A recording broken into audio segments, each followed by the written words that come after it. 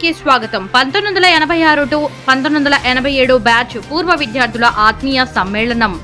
38 ఏళ్ల నాటి స్నేహబంధం.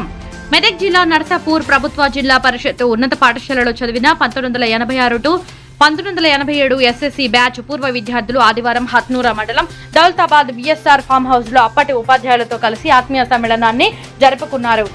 అరే ఒరే అంటూ ఒకరినొకరు పలకరించుకుని చిన్ననాటి చిలిపి జ్ఞాపకాలను గుర్తు చేసుకున్నారు.